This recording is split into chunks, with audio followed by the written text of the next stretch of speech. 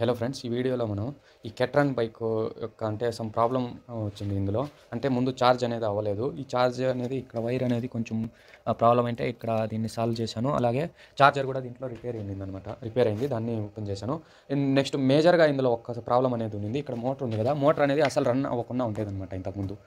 అంటే parking mode అనేది activation అయిపోతా ఉంది. నేను ఇక్కడ ఆన్ చేసి చూపిస్తాను.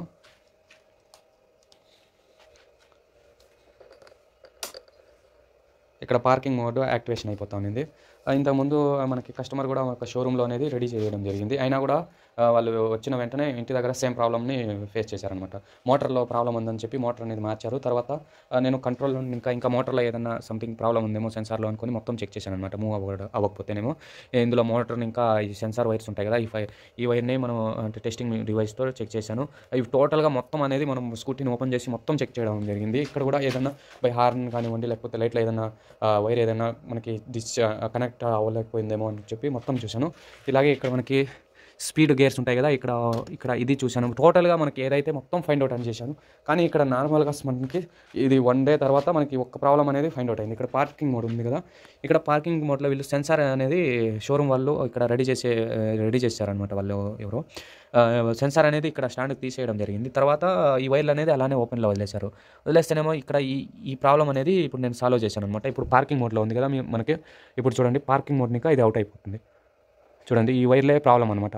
ఇప్పుడు రెడీగా అయింది చూడండి ఇక్కడ. అంటే మనం ఈ ప్రాబ్లమ్ని 1 డే పట్టిందనమాట ఫైండ్ చేయడానికి. అంటే 1 డే అంటే ఈ ఛార్జింగ్ ప్రాబ్లం కూడా ఉంది కాబట్టి ఫస్ట్ ఇది చూసిన తర్వాత నెక్స్ట్ మన మోటార్లో ఏదైనా ప్రాబ్లం ఉందా లేదో మొత్తం చూశాను అనమాట.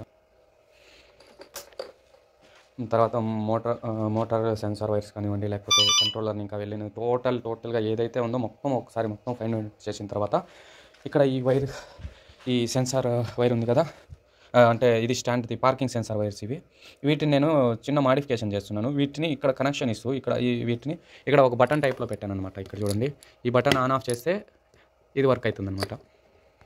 ఇక్కడ చూడండి, ఇక్కడ కనెక్షన్ అనేది ఇక్కడ ఇవ్వబోతున్నాను. దీనికి ఇచ్చిన తర్వాత సింపుల్గా మనము దీన్ని ఒకసారి ఆన్ ఆఫ్ చేస్తే యాక్చువల్లీ ఇది మనకి వర్క్ అవుతుంది అనమాట. ఇంకా ఇది గేర్ 1లో ఉంది కదా, ఈ గేర్ 1 ఇది కూడా వర్క్ అవ్వకపోయింది ఇంతకుముందు. ఇప్పుడు చూడండి, గేర్ 2 ఇది వర్క్ అవుతుంది మనకి, నో ప్రాబ్లం. ఫ్రెండ్స్, ఈ బైక్ మనకి పార్కింగ్ మోడ్లో యాక్టివేషన్ అయిపోతుంది కదా. ఇక్కడ ఈ సెన్సార్ అనేది తీసేయడం జరిగింది, స్టాండ్కి వచ్చే సెన్సార్. దాన్ని నేను అడ్జస్ట్మెంట్ చేశాను అనమాట.